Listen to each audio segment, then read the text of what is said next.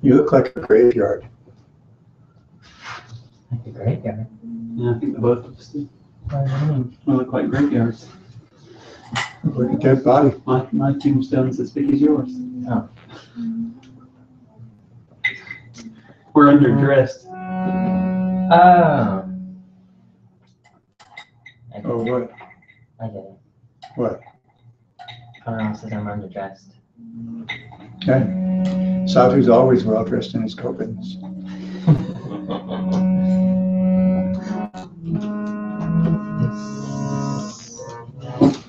I can wait. You guys want to put on your tea lock? Hold up. Wait. Yep, we can't wait. There's a broadcast going on. I'll just smile at them. There's all There's no one on it.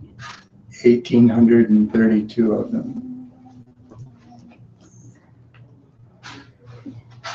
I mean, we can edit that off the front, right? No, there's no editing. As my grandson might say. He's starting to make a face that lets you know he's figuring something out.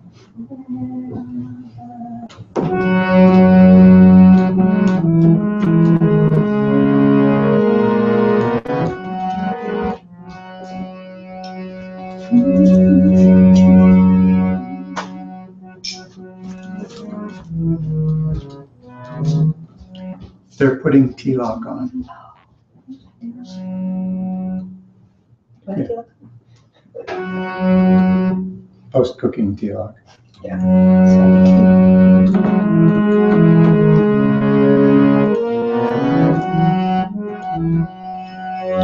Jai Sachinandana Suram Vandana Bhavaya Vandana Jayo Hey Jai Sachinandana Suri Vandana Bhavaya Vandana Jayo Hey Jai Sachinandana Suramuni Vandana Bhavaya Vandana Jayo Hey Jai Sachinandana Suri Vandana Bhavaya Vandana Jayo Hey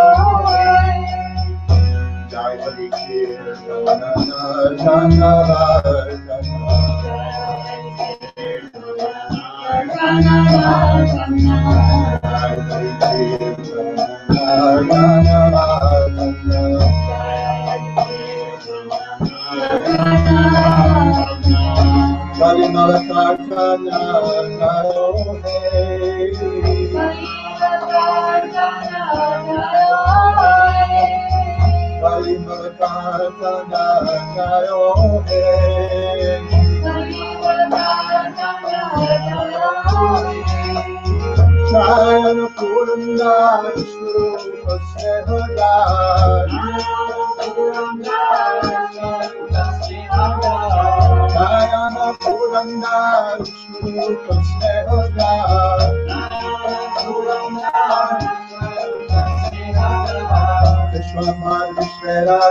Jana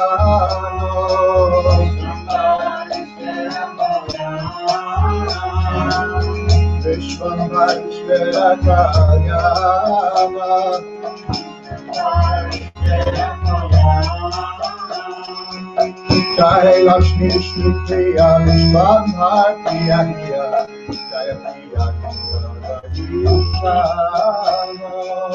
Jai Lakshmi Vishnu Priya Vishwan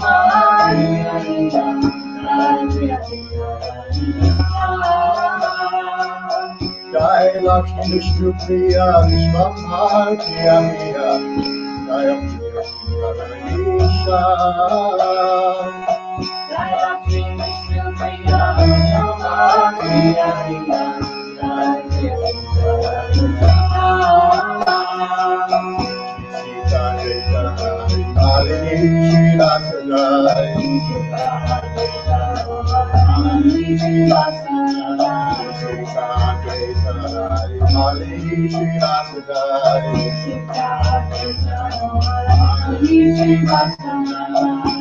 Jai Chandrasekhara Jaya.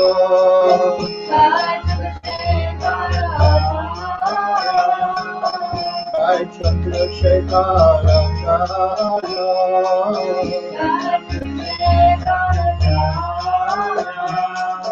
Jai Nityananda Rai Gadadhar Jai Jai.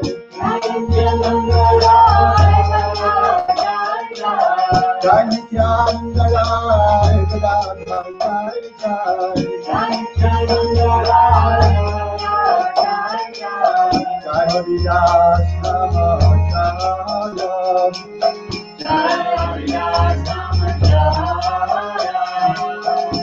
Jai Haridas Namacharya.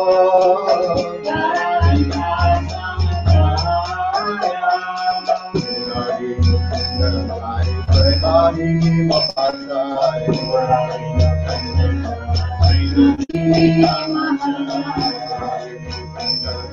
Premani Mahashai.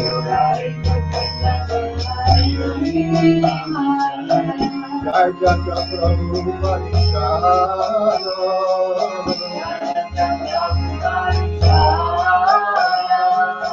Jai Jata Prabhu Parishara.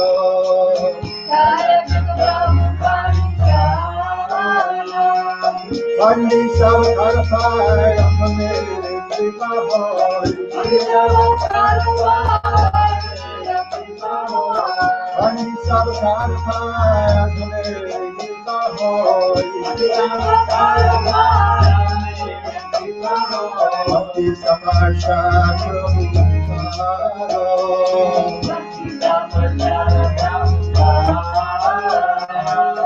Bhakti Sapashat Prabhupada.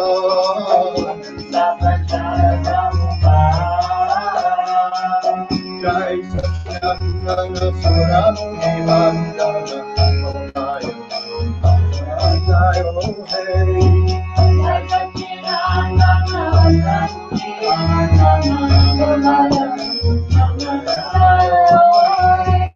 Jai Satyananda Suramuni Vandana Jaya Hey.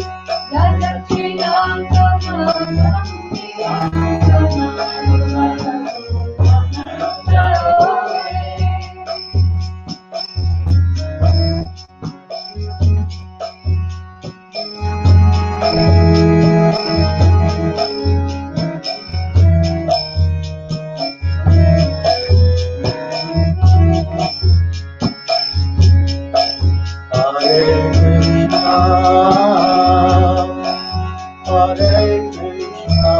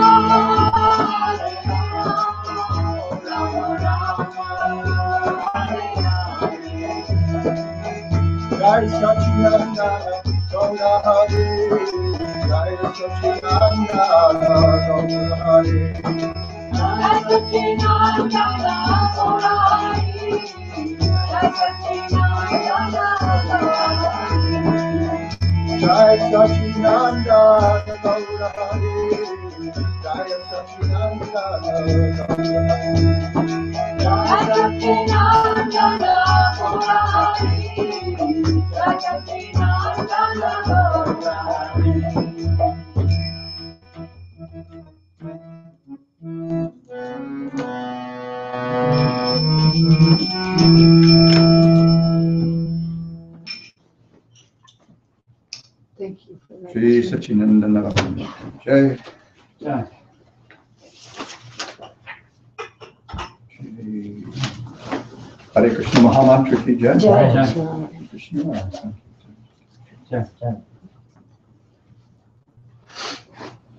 Om Jnana Timirandhasya Jnananjana Salakaya Chakshurun Militam Yena Tasmai Shri Gurave Namah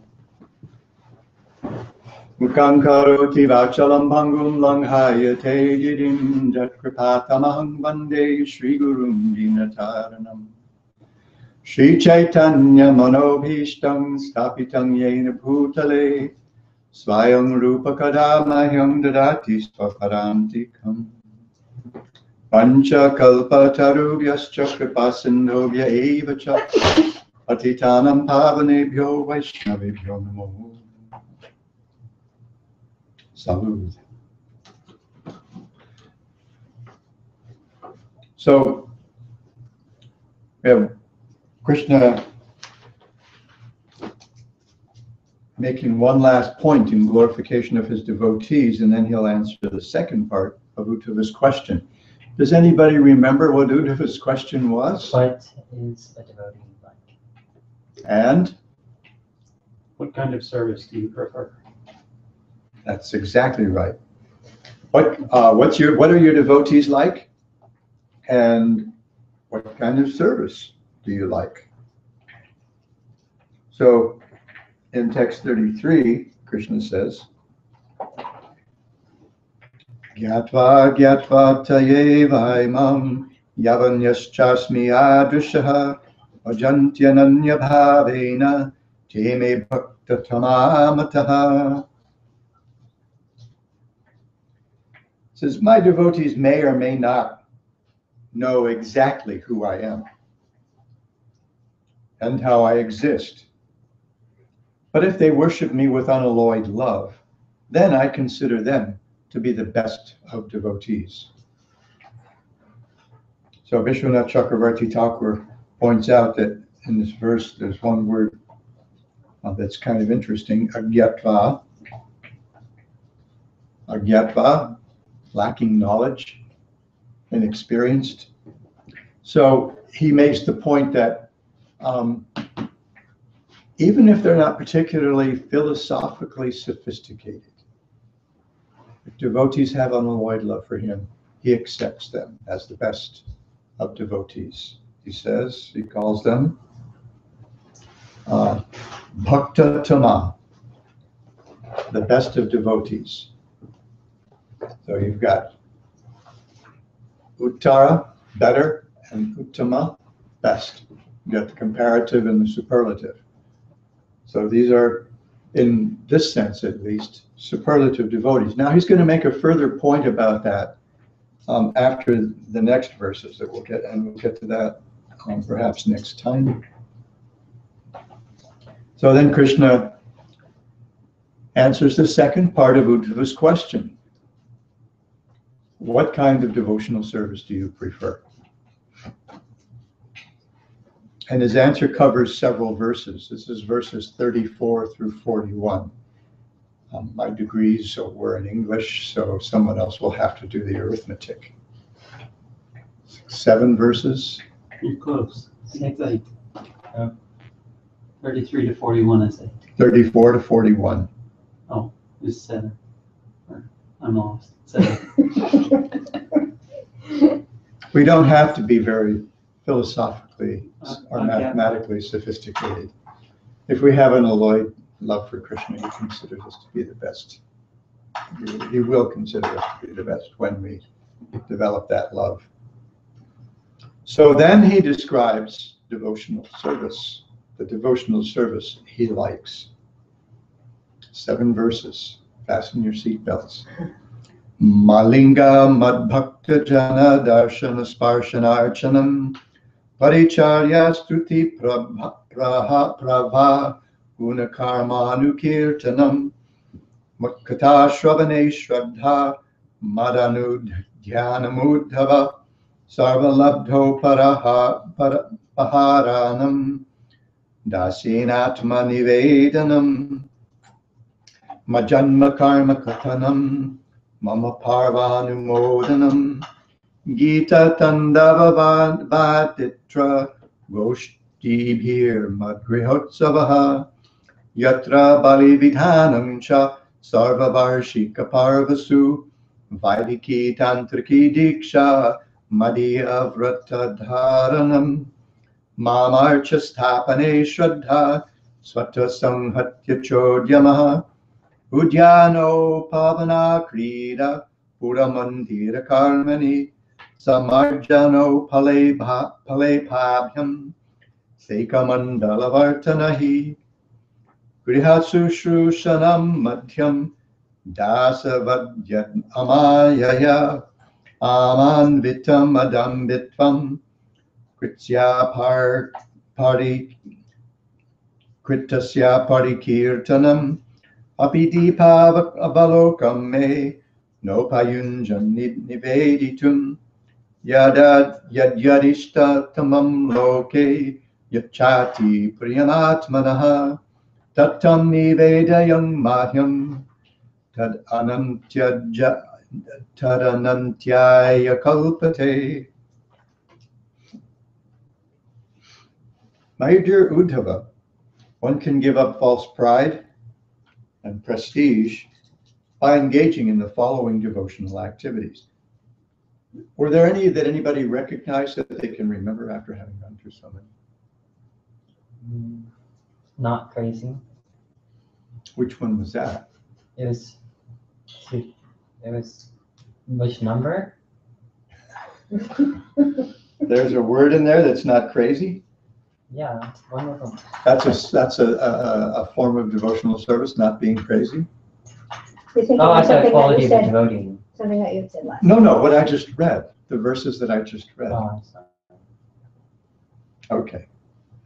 There should have been a few words that jumped out and grabbed us, but then we were overwhelmed by this flood. of Sanskrit. I'm American. My dear Uddhava, one can give up false pride and prestige by engaging in the following devotional activities. One may purify oneself by seeing, touching, worshiping, serving, and offering prayers of glorification and obeisances to my form as the deity and to my devotees. He says, Madlingam, my deity, and Madbhaktajana. And then this whole list of things. So we can please Krishna by engaging in these activities in connection with Krishna's Archa Vigraha as well as his devotees. One should also glorify my transcendental qualities and activities. Here with love and faith, the narration of my glories, and constantly meditate on me. One should offer me whatever one acquires, and accepting oneself as my eternal servant, one should give oneself completely to me. One should always discuss my birth and activities and enjoy life. How? By participating in festivals such as Janmashtami, and glorify my pastimes. In my temple, one should also participate in festivals and ceremonies by singing, dancing, playing musical instruments, and discussing me with other Vaishnavas. One should observe all the regularly celebrated annual festivals by attending ceremonies, pilgrimages, and making offerings. One should also observe religious vows, such as Ekadashi, and take initiation by the procedures mentioned in the Vedas, Pancharatra, and other similar literatures. One should faithfully and lovingly support the installation of my deity, and individually or in cooperation with others, one should work for the construction of temples, actually in temples and cities, flower gardens, fruit gardens, and special areas to celebrate my pastimes. I've seen this, in some places as well. I guess Shivaram Maharaj's place in Hungary, it's a Nava Vrindavan, so they've got all these little Vrindavan pastimes. My friend Turidas, this place on Maui that he used to have, he called it Sri Vrindavan Gardens. And there was he had three little kundas, three little ponds. Shamkund, Radhakund, and I think Brahmakund. There was three. He created quite a wonderful atmosphere there. In Alachua on Janmashtami, they have Vrindavan village, and the youth, there's like, I don't know how many, maybe 15 little kunjas that they set up, and devotees bring their family deities and set up an altar, and somebody's worshiping them, and you stop by, you go and you visit all the different kunjas. And so. Oh, there are devotees who take you on parikram too. Hundarik Vidyanidhi and Pran Govinda. They'll take you on parikram to all the different holy sites of Vrindavan there. Sri Vrindavan Village, that started, I remember they started that the year we got there in like 2007. Yeah. And it was our kids. It was just their idea. They thought somebody had deities, Radha Damodar, Radha Govinda, Radha Ramana. They thought, wait a minute, we got the 7 temples of Vrindavan and then some. So then there's this huge lawn area that they created and had Sri Vrindavan Village on Janmashtami. And it's pretty amazing. You can go take darshan of their deities and they'll give you Mahaprasad. And you can fan them, you get to fan them, and in some cases bathe the Shalagram Shila.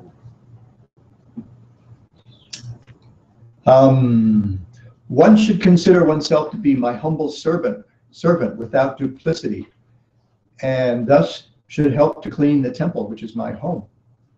First, one should sweep and dust thoroughly, and then one should further cleanse with water and cow dung. Having dried the temple, one should sprinkle scented water and decorate the temple with mandalas. I remember they didn't have mandalas, but I remember the San Diego temple, not where it is now, maybe 40 some odd years ago. That temple, if you went into the temple after the morning program, for hours it smelled like eucalyptus. They would clean it with eucalyptus soil. And that temple smelled clean. And they had good incense. Bhaktidas had an incense business going. It wasn't just a regular spiritual sky stuff that was dipped in some chemicals, but it was real incense. They had a nice incense. They had quite a nice standard in their kitchen. I remember their kitchen was always spotless, always immaculate.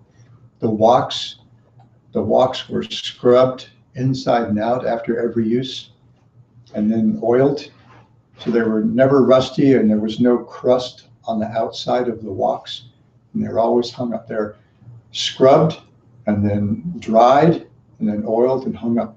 Anytime you went into that kitchen when there wasn't cooking going on, you could do an arti in there. It was that clean. So keep Krishna's temple clean, and Radharani's kitchen. We had a sign at Madhuvan. Hari Leela, who's quite a wonderful artist, drew a picture on the whiteboard in the kitchen that we use for shopping lists and stuff like that. She drew a beautiful picture of Radharani, and she wrote, "Keep my kitchen clean." We kept it there for a long time, as long as we could. One should thus act just like my servant. A devotee should never advertise his devotional activities. Therefore, his service will not be the cause of false pride. My friend Urmila gave a class earlier today from Hawaii, Srimad Bhagavatam class, third canto. And the verse was about how the sky is a representation of the Lord. And she went into various aspects of how to understand the concept of the sky and space in Krishna consciousness. But one point she made along the way, she was talking about the different opulences. And she said the most beautiful opulence of all is detachment or renunciation. And that, because if we're proud of our beauty or our knowledge or our wealth or any of these things, we just become gross. There's this one poor fellow running for president right now, and he will tell you, "I'm very, very rich." And I'm sorry, I just want to go out back and heave, whenever I hear the man's voice. Poor unfortunate man. He has so much money, but he seems to have no good qualities at all, and that's because of his arrogance. It's his arrogance eclipses anything else he might have. And we have to be honest, whatever that is on his head. Poor unfortunate man. A devotee should never advertise his devotional activities. Therefore, his service will not be the cause of false pride. One should never use lamps that are offered to me for other purposes simply because there's need of illumination. You don't take the deity's lamps and use them to, light your room up or something.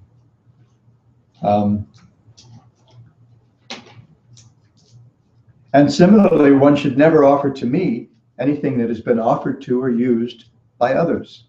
Whatever is most desired by us within this material world, and whatever is most dear to oneself, one should offer that very thing to me. Such an offering qualifies one for eternal life. So, that's quite a list. Does it remind us of anything else? Anybody?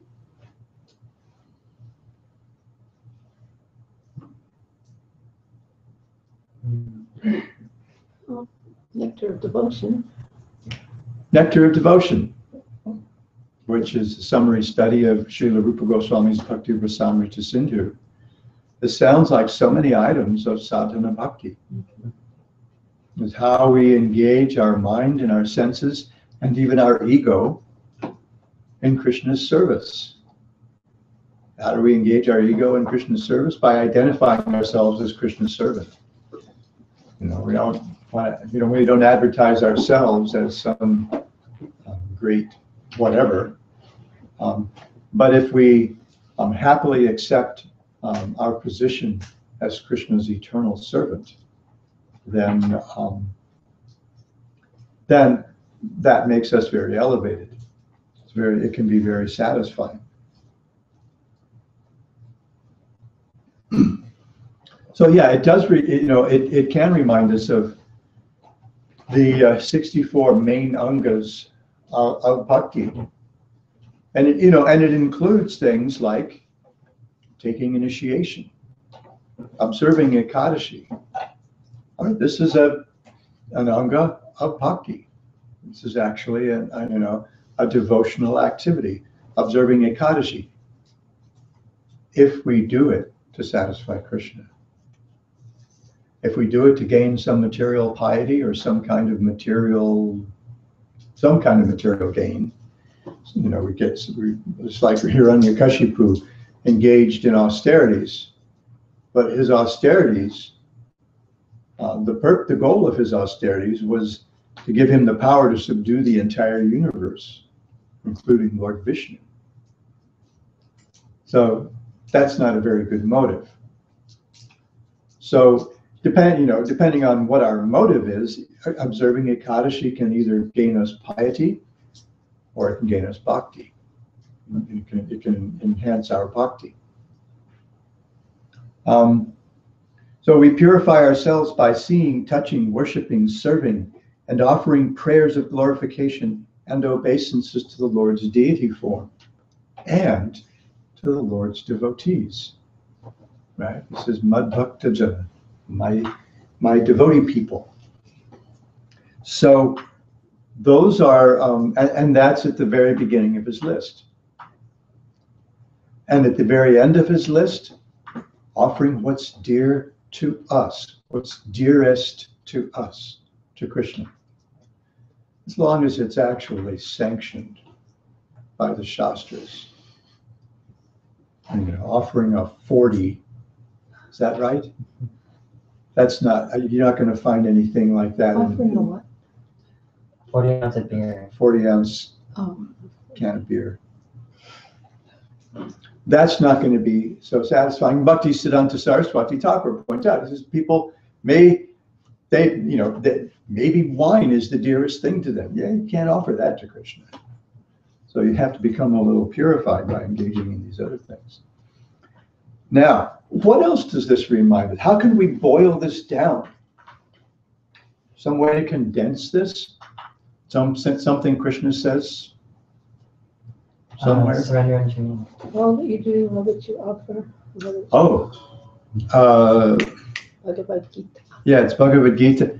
All that you do, all that you, can't remember the whole verse. Anybody have the tag that we can pull? The verse at the beginning? A couple words. Whatever you do, whatever you Yat karoshi, yat ashnasi, yat jahosi dadasi, yat tapasvasi. So whatever you do, whatever you eat, whatever you offer and give away, as well as any austerities you perform, do these as an offering to me. So if you engage in austerities, if you engage in charity, you do that with an eye to satisfying Krishna for to increasing your bhakti, then that's the kind of result you get. Anything else Krishna says that might remind us of this? Wait, we could just kind of condense this down. 4 things. A verse so nice. He says it twice. Yeah, become my devotee, worship me. Manmana bhava madbhakto madhyaji mam namaskuru. And how do we boil that down? Just love me. That's what Krishna wants. Krishna wants our love. He says, that if someone offers me with love and devotion, a leaf, a flower, a fruit, or water, I will accept it. He's not interested in your leaf, your flower, your fruit. Well, maybe if it's a Julie mango or something, he might be interested. But the thing is, those things he owns. He says, Bhokkaram yogya tapasam sarvaloka maheshwaram. It's all mine anyway, right? Bhokkaram yogya tapasam. Whatever you do, it's already mine. Whatever there is, the whole universe, the whole cosmos, that's mine. And then he says, Suhridam sarvabhutanam. And I'm also the dearmost friend of every living entity. So he doesn't need our leaf, our flower, our fruit, or what. He doesn't need what's most dear to us. But what he does really want is our love, because he knows that will fulfill us. That will make us feel complete, because we're situated in our constitutional position when we're engaged as Krishna Nityadas, eternal servant of Krishna. When we're engaged in our constitutional position, then we're happy. And if we're not, then, well, we go back to Goloka's original proposition: don't be crazy. Because that's what it means not to be crazy. With the crazy people at the state hospital who think they're John Kennedy or Napoleon or whoever. They're not happy. They're disturbed, and they disturb everybody else.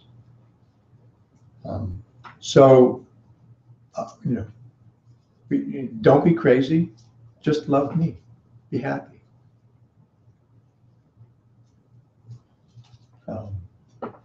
Every little thing going to be all right. So that's actually what Krishna's looking for. So Uddhava says, so tell me what a devotee's like. And 5 verses, he has this list, 28 different qualities of a devotee. And then he says, and even if they're not particularly, if they don't really completely understand me perfectly, even if they're not particularly philosophically sophisticated, still, if they have unalloyed devotion to me, then I consider them to be the best devotees. Well, if that's Krishna's opinion, who are we to argue?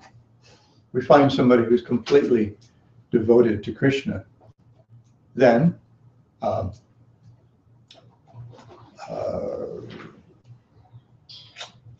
what's our verse?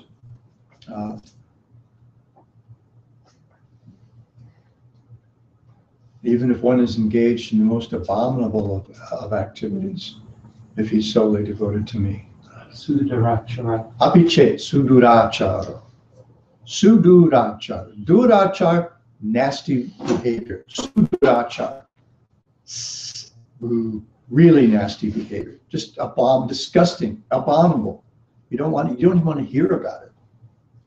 Gotta probably, going to be at least an R-rated movie if they tell about it.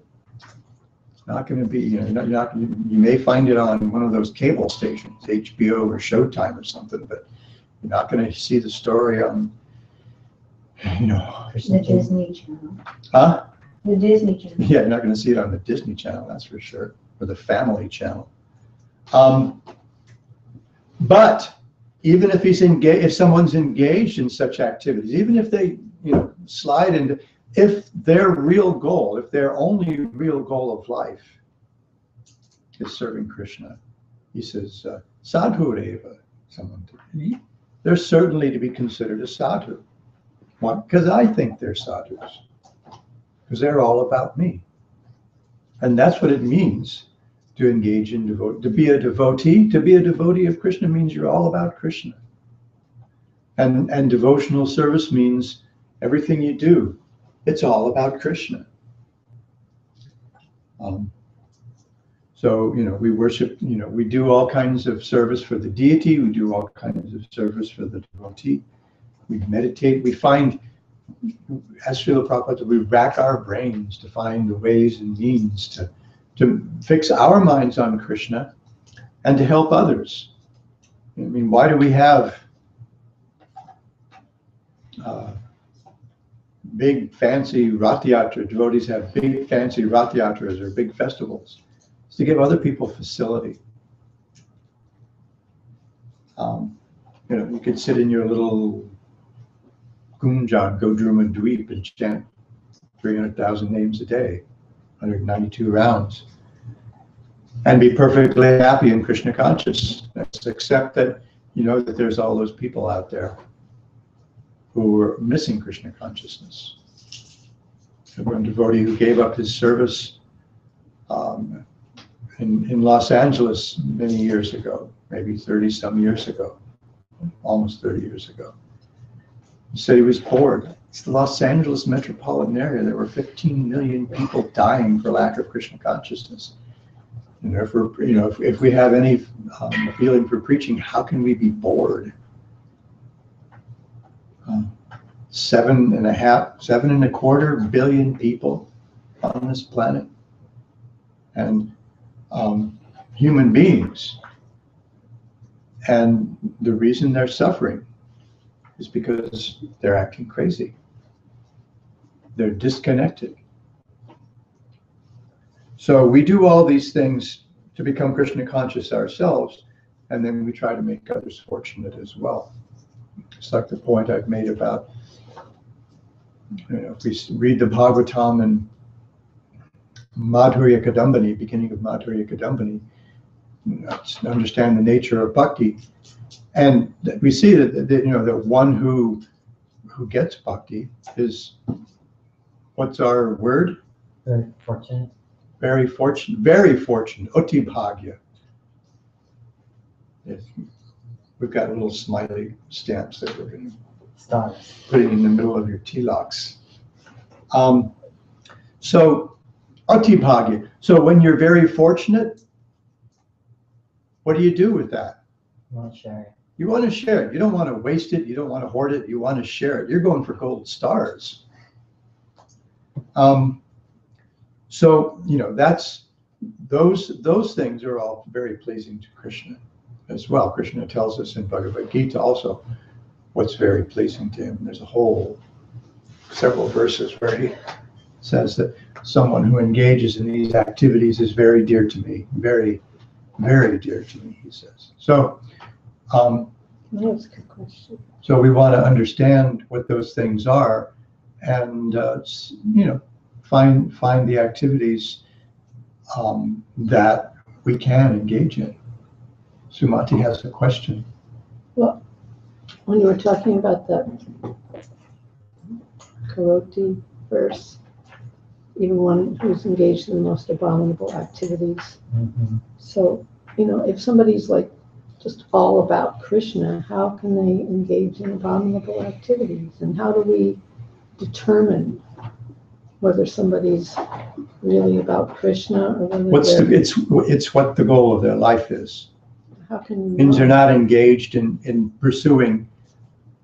The goal of their life is Krishna consciousness. But how can you know? That's a matter of the heart. I mean, you see a person who's dressed like a devotee, he may go to the temple every morning, may, just always look really paka and always act respectful, and yet, Serial terms. yeah, or, Child just abuser. child abuser, just engaged in horrible activities, hurting other devotees, but superficially he looks, you don't know, how do you judge? You don't know what's in his heart, Why do you have to judge him or her? Because you might have to speak out against, you might have to report him. Why would you have? Well, if someone's doing something illegal, you report them. If they're actually a devotee, they accept, you know, tate nukampam susham, you know, they accept whatever is coming. Okay. But why do you have to, you know, who, you know, we think that we need to judge everybody else, but that's really an act of ego. Mm. The only judgment we need to make is this somebody whose association I want. You know, how intimately do I want to associate with this person? And if they do things that are icky to you, if they do things that distract you from you know, from your pursuit of Krishna consciousness, then you don't associate much with them. But whether or not they're a devotee, that's Krishna's business. But Krishna's saying, if that's the goal of their life, even if out of bad habit or poor association, they do something really bad, they're still to be considered saintly. You know, it's not an excuse for us to go around and do awful things, you know, and then go around and demand that people offer obeisances to us because we have, you know, really nice silk duds and very straight tilak and 5 strands of neck beads or a Vyasa-san. or a Vyasa-san or whatever it is. That's not, you know, that's not, you know, it's not an excuse for us to misbehave, because we want, you know, if I'm a devotee, then I'm going to try to take these things that Krishna says here and elsewhere in the Bhagavatam and the Bhagavad Gita to heart. Mm-hmm. And so what does Krishna say in the next verse? That he becomes righteous, because bhakti trumps everything. Mm-hmm. You know, what do the Christians used to say? They have a bumper sticker: Christians aren't forgiven. Christians aren't perfect; they're just forgiven. So, you know, devotees, they may not be your, you know, every devotee may not be your idea of, I don't know, whatever idea you might have constructed in your mind of, you know, the perfect saintly person. They might have quirks, and they might even have some habits that some people would object to. But how do we know they're devotees? They persist in their devotional activities. You know, if they maintain their sadhana, it may be slow if they're committing offenses against other devotees. It'll definitely slow them down. But bhakti is actually the most powerful force. It subdues even Krishna. So that's what Krishna wants. Krishna wants our love. He wants our love. He wants us to be about him, because he's all about his devotees. Prabhupada sometimes said, Krishna consciousness ultimately means the sense that I am Krishna's and Krishna's mine. And Krishna sees the same thing. My devotees are mine and I'm theirs. So, yeah, I mean, it's an interesting verse to think about out of context. But if you take a look at it in the context of the rest of the 9th chapter, Krishna's making a point about devotional service, how devotional service is actually more powerful than anything else. That's a good question. And it's one that we probably need to discuss from time to time. Mm-hmm. Because it's easy for us to forget. It's easy, you know, it's one thing, it's easy for us to become complacent in our own practice and think, well, look at me, I've been around for so long. And I know all these verses. I mean, I used to know guys who were rattling off verses like crazy. 40 some odd years ago. And then all of a sudden they were living in tree houses in Kona, eating psilocybin mushrooms and stuff. Now, I have to say this about them. They're still practicing. And they're no longer living in tree houses in Kona eating psilocybin mushrooms. It seems I've run into a couple of them here and there, and they seem to be pretty solid devotees.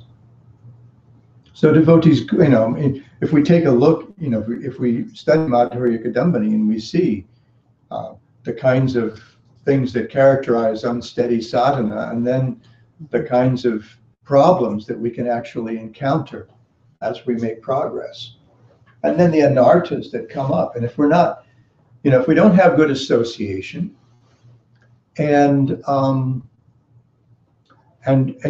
we're not really introspective ourselves, really vigilant ourselves, then it's easy for those anarthas to creep in and slow things down for us. And they create bumps in the roads, detours. Yep. And, you know, I remember one friend of mine used to say he wants to go to the heavenly planets first. He didn't want to go straight back to God. He wants to go to the heavenly planets. I don't think that's his position anymore. He's now living as a sannyasi. But he used to say that quite candidly. I really want to enjoy the heavenly planets. So, you know, that's the scenic route. And, I've used this example maybe too many times, but, you know, there's scenic routes everywhere. But one of my favorite ones, if you ever took it, would be yours too, is going north from Hilo on the Big Island. After about 4 miles outside Hilo, there'll be a sign that says scenic route. And it's a road, and it goes down through the jungle to Onomea Bay, and then back up to the highway. And it'll add, if you just drive, it'll probably add 15, 20 minutes to your trip. And, you know, if you're in a hurry, if you're on your way to work and you're running late or something, you're not going to take the scenic route. If you feel a sense of urgency, you're not going to take the scenic route. But if it's a sunny day and you get down, once you get down to Onomea Bay, it's one of the most breathtakingly beautiful little spots in the world. When it's sunny out, white fluffy clouds floating by, and got the green, deep green grass and trees and stuff on the island, and the deep blue ocean and rocks and waves on the rock. It's quite a beautiful place, and there's and even just the drive through the jungle it's enchanting. It's actually quite enchanting, and it can take a lot longer because there's also a really beautiful botanical garden along that road, so it can take you a few hours. So that's the scenic route. If there's no sense of urgency, you may want to take the scenic route, and it may be quite pleasant. So that's there. So, you know, if we're vigilant, watching out, if we're introspective, seeing just what's actually examining in good company, examining what's going on in our hearts, and we see these anarthas starting to creep up, and then we can avoid them. Some things can be avoided and some things can't. That this different stages of anishtita bhajana kriya, unsteady practice. You know, one devotee asked me a few years ago, how do we avoid those? I said, you don't. You push through them. You hold hands and you just go through them. You know, you associate with devotees. If we maintain the association of devotees, so many problems are solved. Now, we have to be a little honest. There are other problems that may arise from time to time because we're real people with our quirks and all the samskaras that we're bringing to our life of bhakti with us, and sometimes there's friction. But the real problems, the big problems, they become solved so well just by accepting the association of devotees. Anybody have anything else? Any other questions? Got to start my thingy.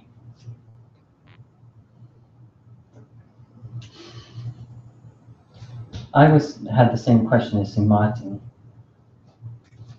Mine was more graphic. Like, That's okay. We get the point. Apiche sudurachara. Sudurachara. Really, really bad stuff. Even with bad stuff, really, really bad stuff going on. If one's goal of life isn't dharma, material, conventional dharma, artha, kama, or moksha, if the goal of one's life actually is bhakti, and they persist in their pursuance of bhakti, then the other things will be taken care of. It may take a few lifetimes. It will undoubtedly take a few lifetimes, but it will happen.